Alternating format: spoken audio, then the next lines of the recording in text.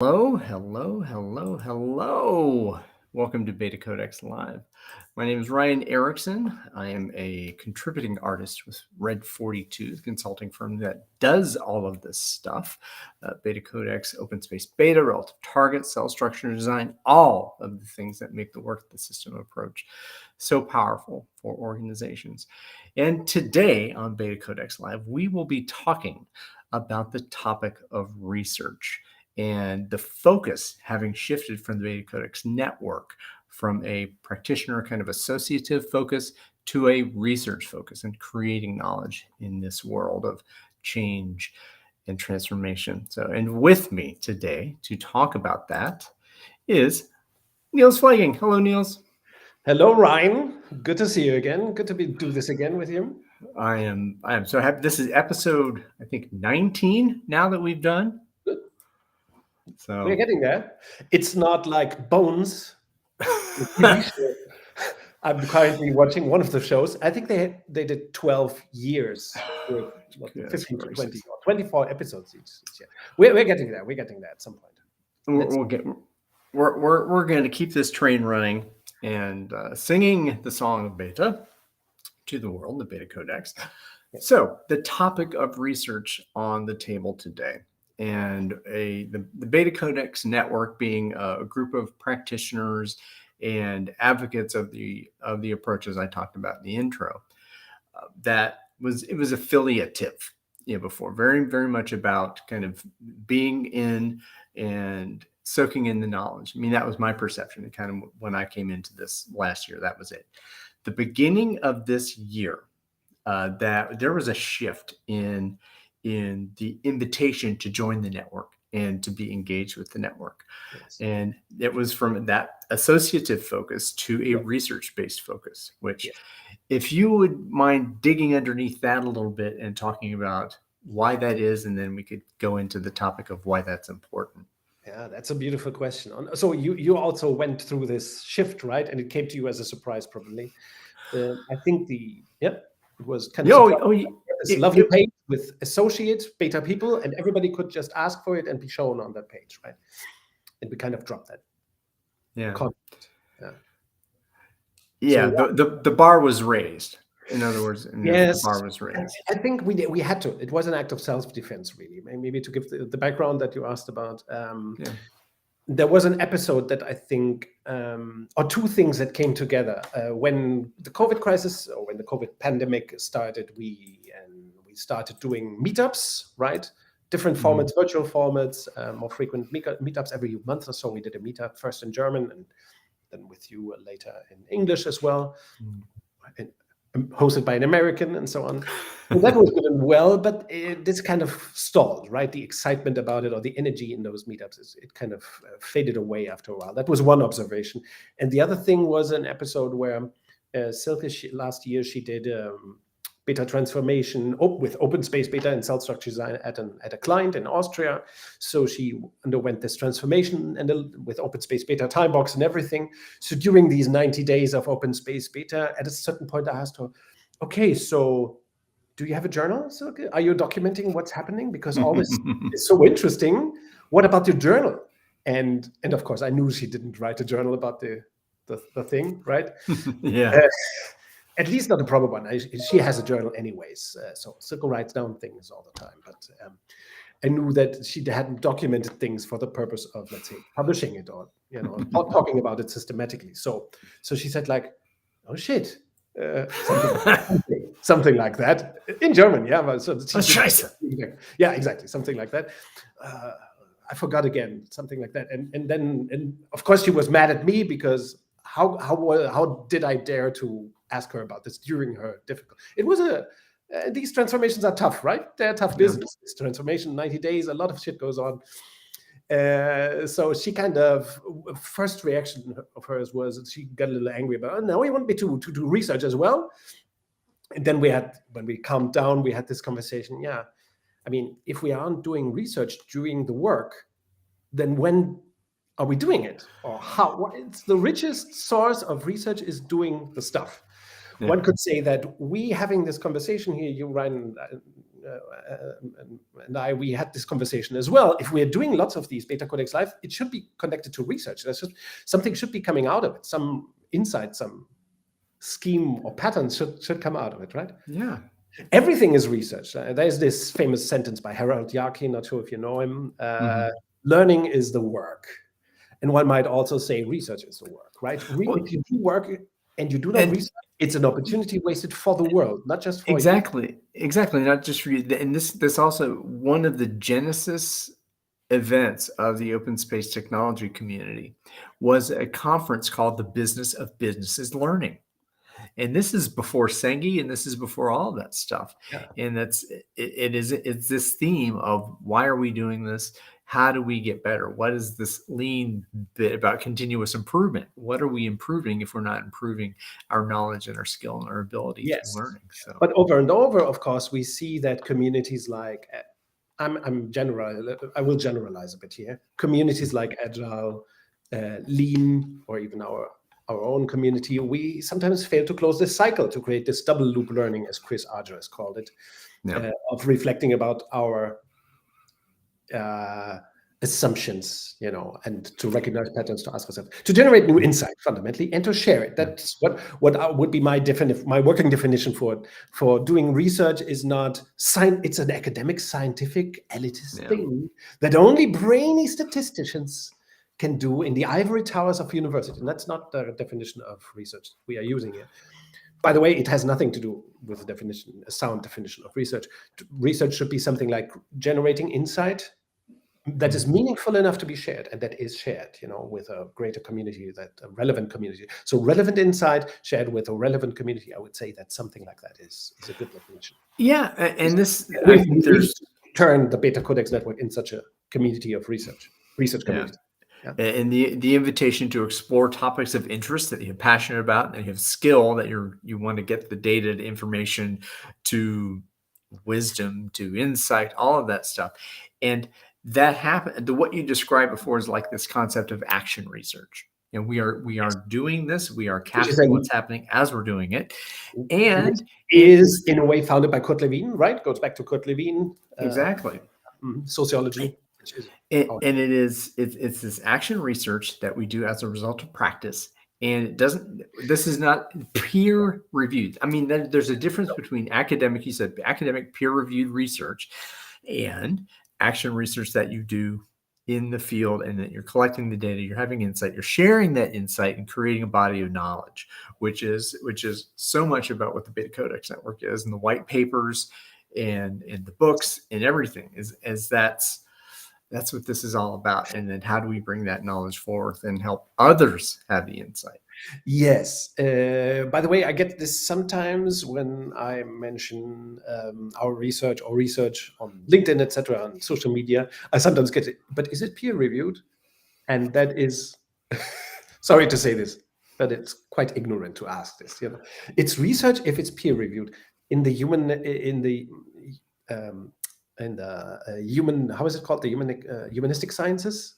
Social sciences. In the social sciences, let's put it like that. Yeah, in the non exact, not the hard sciences, not the STEM stuff. How are they called? The humanistic sciences? How are they? The social sciences. It's the social sciences. Human. Again, we're going to talk about this when we talk about Roethlisberger and Mayo is about human relations. This is in our book club. Yes. The book club's happening on the 24th, by the way. So, and I'm not saying that peer review cannot be a good thing. Now, we know from the reality of academic research that peer reviewing is not always constructed, to put it like this, because if you have a journal that is for a certain field and you have peers reviewing the studies, sometimes it's more like a mafia-like structure, this peer review thing, of course, because the community reviews its own peers' things, and everybody knows each other because the community is small. And there are all kinds of abuses of peer reviewing as well in the academic field. We don't have to discuss this here. The point that I want to make is that it is not a hallmark of good science that it's peer reviewed. I mean, a hallmark of good science is that it's relevant to peers. Yeah. and it's relevant to somebody, and that it can be discussed and that it holds up to conversation. To give an example, we published 18 BetaCodex Network white papers. Are they peer-reviewed? Well, they have been looked up and read by peers, and of course, any peer can come up and say it's shit in principle. So peer reviewing happens when a lot of readers, obviously some of them will be peers, some of these readers will be peers, even academics, of course. So the peer review is not the real thing. What qualifies good research? The good research, I think, is it relevant? Yeah.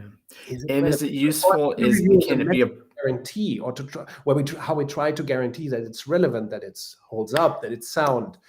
But here we're not talking so much about quantitative research, which is very important in some sciences, but I would not say it's important at all, or it's that relevant at all in the social sciences. This might be argued that there is discussion and debate about it, but my personal stance on academic research right now in the field of economics, administration, business sciences, sociology is that there is way too much quantitative research, much too little thought. Qualitative research, and also and this is reflective action research. Let's right, action research. This is not to denigrate the value of publishing research studies that you do, which in journals, which have some authority, right? I mean that we're talking about legitimacy and authority of the research that some folks who may not necessarily use that research will only respect a peer-reviewed published paper.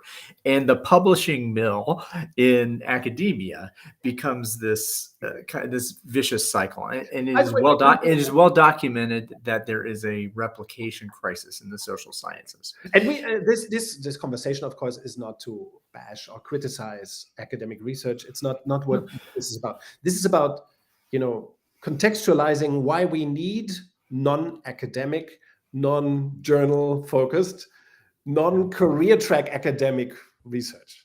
We need, we call it action research, reflective, we might call it action research and reflective research.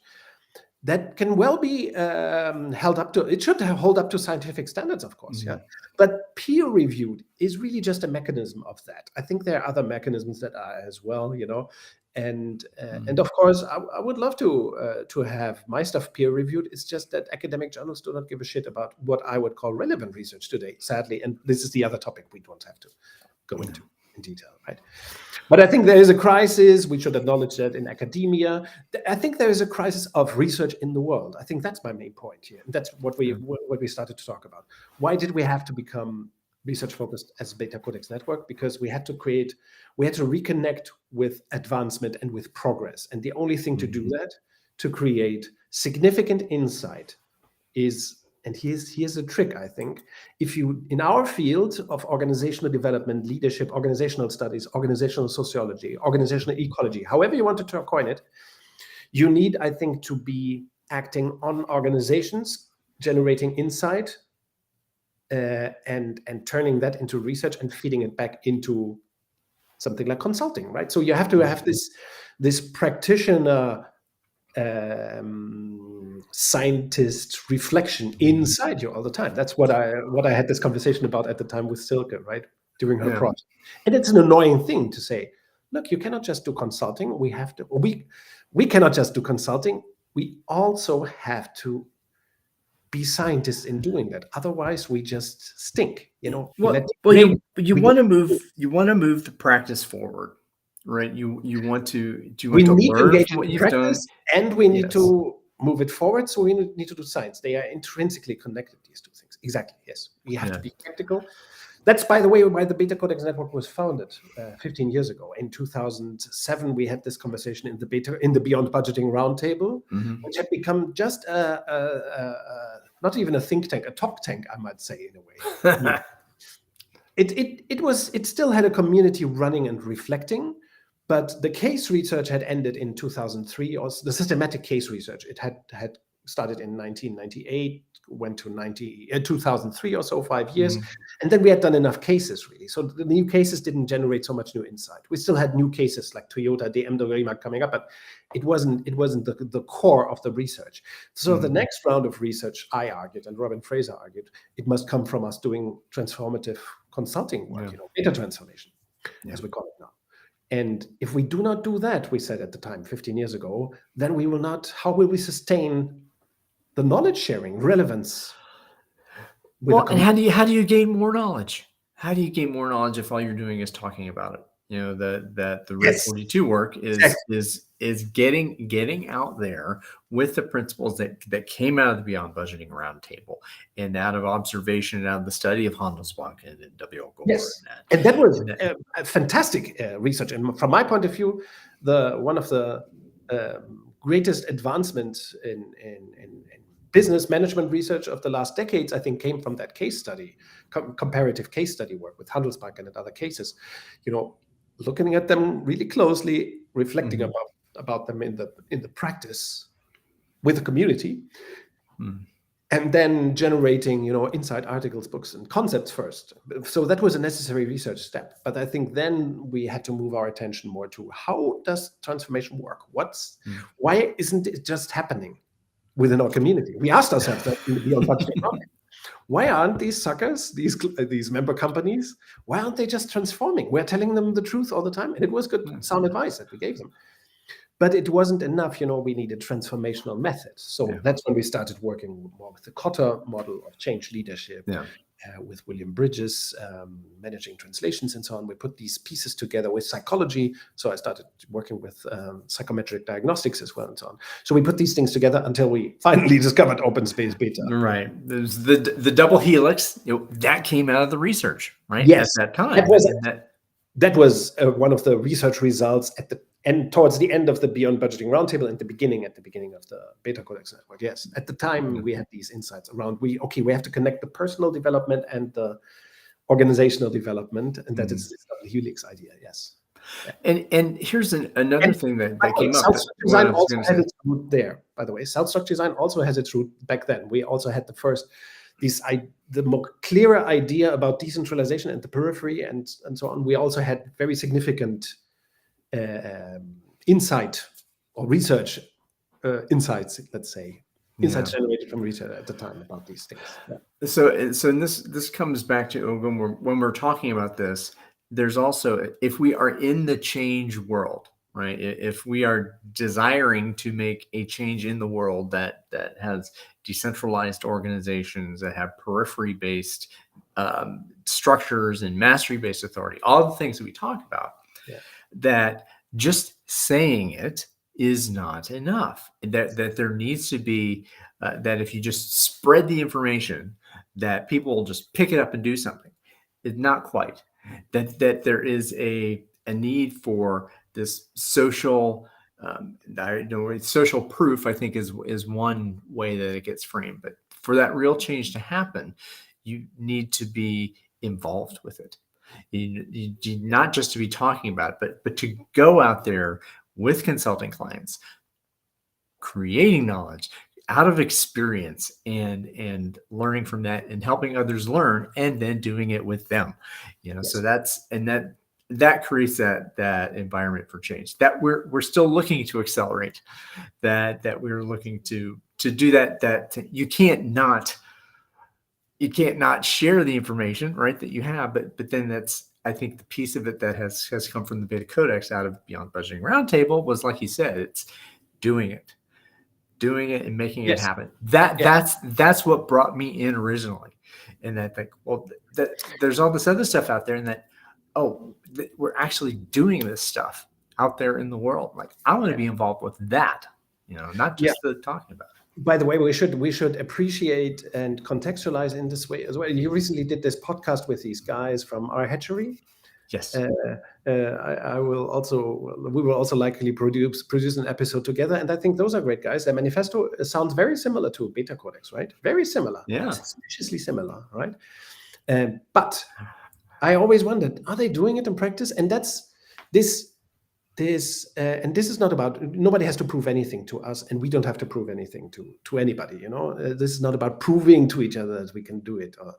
The question is, if you engage in the transformational work and do not just pay lip service or talk about it or be a speaker about it, only when you engage into it can you figure out what the problem is, right? Does it work? Does it work? And of course, most of the time things don't work. So you learn something about, or you can learn something about why doesn't it work, right? What's missing? For example, over the last 10 years or so, Silke, I learned that we needed to have a deeper understanding of the learning in large organizations and develop more powerful methods to accelerate learning in an organization if we want to accelerate transformation. It's a serious question, and you cannot do this with trainings or workshops. So what approaches to learning can you use to significantly accelerate learning and to make it scalable to 1 million people if necessary? Very fast. So that's what Comenius came out, or learning circuits by Red 42, the learning approach that we created. And of course, from the transformation riddle came open space beta, from the structural riddle came self-structure design and so on. So but that was the action. That was the research. That was the research that was happening, and you captured that into the white papers, and you put that there. And I think we still do not know enough about these things. We know enough about to do it, of course. These things, self-structure design, open space beta, we can now say they work, right? Or Comenius, it works. But the question is, can we advance the world? Can we make it better, over time? Can we make it more relevant to more people? Can we enlighten the world? Because there's a certain paradigm questioning stuff in all the BetaCodex topic, right? We are constantly, for example, I just published this piece about there is no such thing as a status quo. Or that flipped my mind. I sat looking at that post for a half hour and thinking, what is he talking about? What is he talking about? What is he talking about? And then it just, this is again one of the things that got me, like, because you put these ideas out there and that they're provocative. It's like, what is he talking about? What does he mean? And that was, again, that drew me in. So you were saying something about that. I'm sorry. I had to say that. I'm happy that it made you think, because that's the idea. And of course, the first question you might ask, is it the same shit that Niels is doing there as everybody's doing? Some provocative, nonsense, fluffy thing, putting out some garbage, counterintuitive garbage. That's what dominates social media right now. So it might, my article might have been just such fluffy nonsense stuff, right? But it's really the idea. Of course, it doesn't come. I think it is one way of starting the task of research, to ask yourself things. For example, why doesn't change work? That's a big question, right? This old number, 70% of research initiatives do not work or fail to bring about the expected results, which is not, of course, an exact number. Again, it is some axiom, right, that John Cotter put out there 30, 40 years ago, which is fine. But if we assume for a moment that change management doesn't really work that well, then one of the questions is, okay, why? What are the flawed assumptions? Why do we produce the failure? So that is already research, to start. But this is the point. And this is the point of research, is that you start research with a question. What is the research question? What is the hypothesis that I have that I'm looking to do experimentation on, or I'm designing the experiment based on theory and a hypothesis to do something to say, yes, this works. No, it doesn't. Why does this work in this way? Why doesn't it? Let's document that and let's share it. And that doesn't have to be done through an authority structure of publishing. And especially in this world, that now that publishing has been democratized so radically, why not publish that stuff? Why not put that out there in the marketplace and wrestle with this idea that change is not hard? Right, that was the other one you put out there. It's yes, change is not hard. But of course, the zeitgeist says change is hard. Most people will not like change. People suffer from change. That kind of shit, So yes, the research is supposed to also generate insight in a larger community, if possible. Yes, but we also want to drive, I think, scientific or insight that really holds up scientifically. I think research should in principle try to do both. Of course, it's also okay when research leads to a product. Let me give an example of this. Status Quo. It appears on a poster of ours. It's called The Power of Language, and it's a poster with you know the thing, I think already. It has like 150 words that should be outlawed. Stricken. They should be stricken from the lexicon. Like status quo, yeah, or kickoff, or milestones, or implementing change, and so on. And driving change. That's driving, convincing. Yeah. The things that do not really work, that do not hold up scientifically at all, right? Yeah. And then there is another side on this poster of vocabulary we are underusing, that we should make more use of, that acknowledges diversity, that acknowledges complexity, that acknowledges ambiguity, and so on. So research might also lead to products like this poster that we are selling with 350 words. It's not academically spoken. It's not really even research, but I think it's both. It's an artifact based on your practice. Exactly. That you're doing. And the other thing I was going to say is that it is a question. It's an invitation to say almost, well, what if we didn't use these words? And why are we using those words to describe those concepts? What if we started to use a different set of language, a different set of words to describe what the project we're on, then what becomes possible, right? What becomes possible as a result of saying, so what if I just tried this, not to say these words, not to push people into stuff, to invite, so yeah. And that is maybe it's a kind of work product that came out of the work. And then that's, why not publish that? Yes. Put it out there and invite that as a question, something to wrestle with, and produce your own research out of it. Yes. And of course, we have then taken on, this is also a good example of typical research, I think. Once we had these lists, first in German, by the way, this poster, then we also thought, okay, where else might this fit in? Where is this relevant? Which approaches would benefit from integrating this linguistic discussion, let's say, or discussion about words, meanings, linguistics, so to speak. And so it doesn't end with a product, of course. It should lead to more connections and other questions, right? And another research project that has been going on in our network, of course, has been the publication of white papers, and there are 18 out there. 18 doesn't sound like much for 15 years of production, but then again, we did we basically wrote these white papers with just 3, 4, 5 people over the course of the time. So very few people engaged in writing research papers, BetaCodex research papers so far.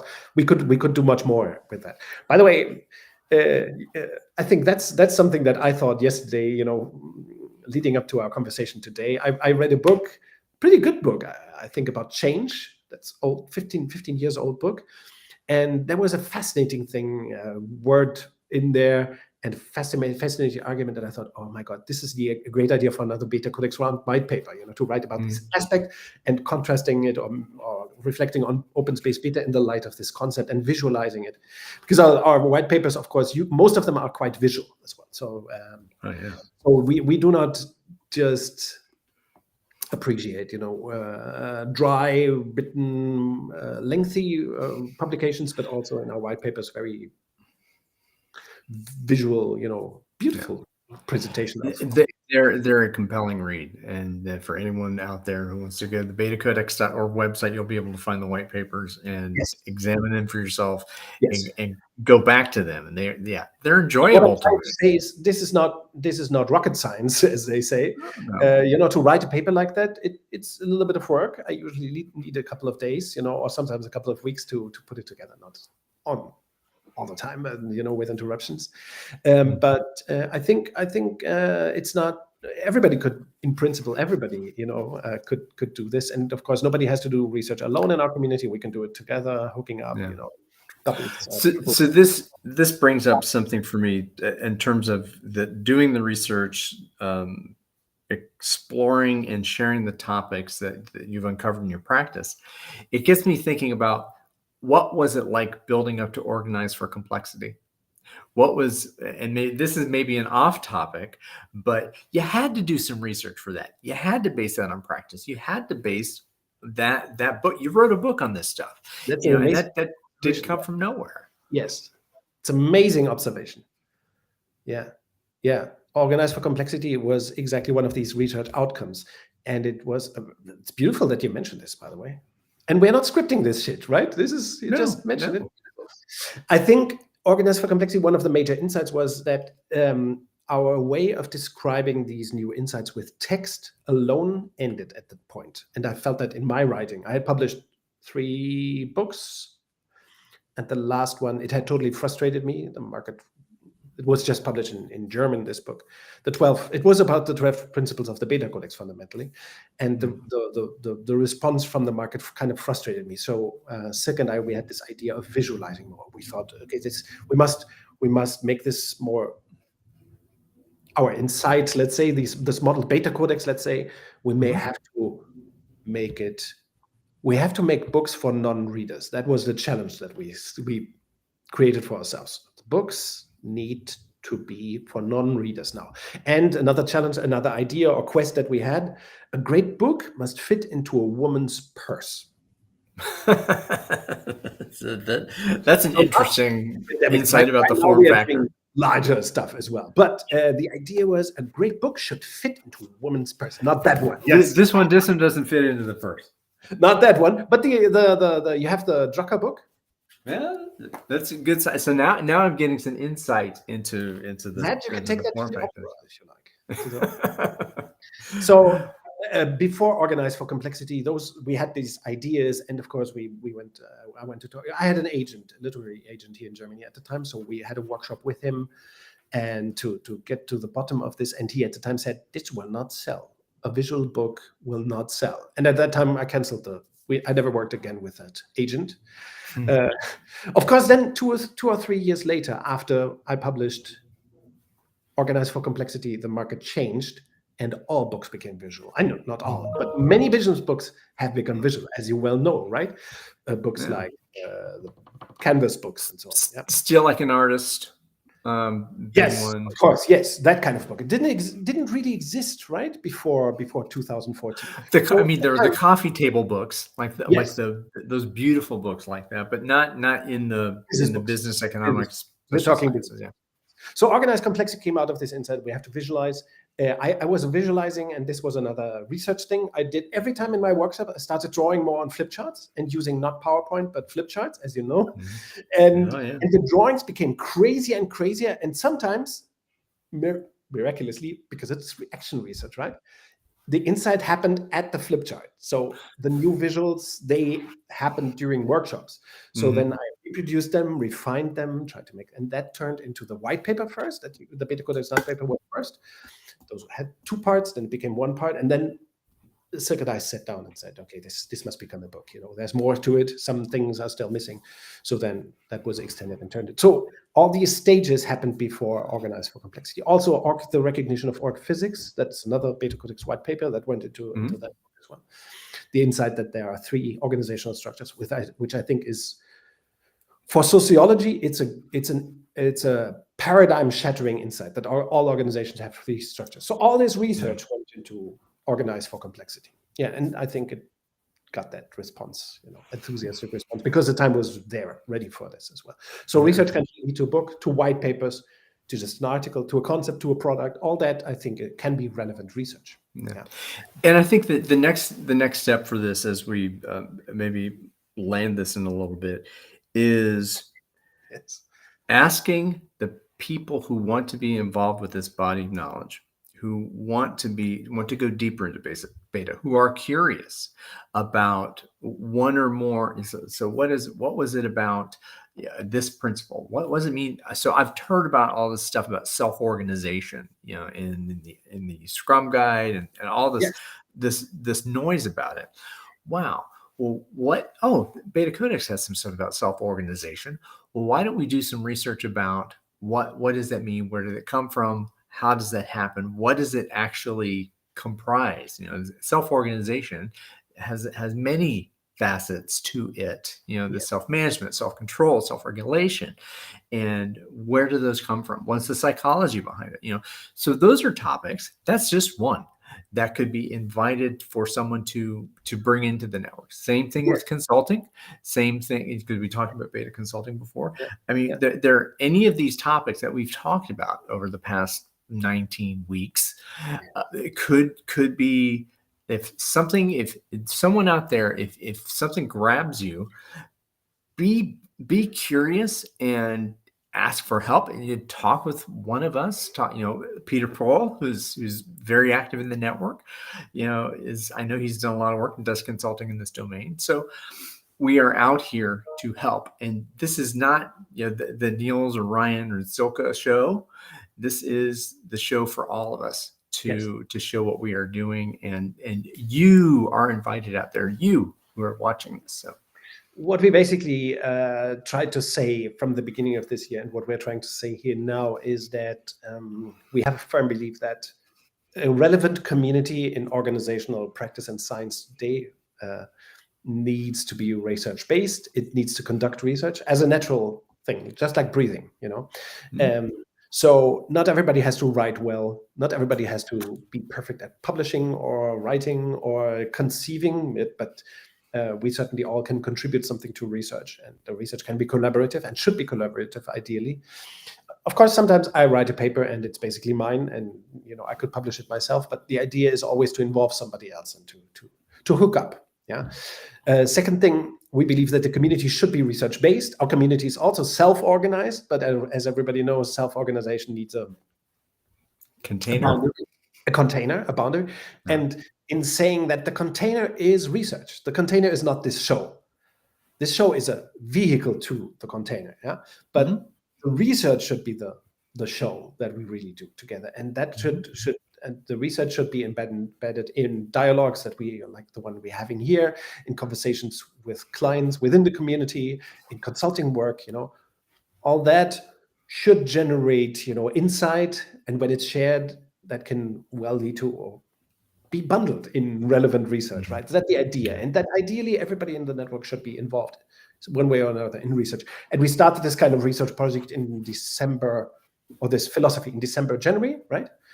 And one research project that we are conducting, well, there's a paper we published, of course, recently in June, July, on cell structure design patterns. But one project I would like to mention is this one about the open space beta commentary.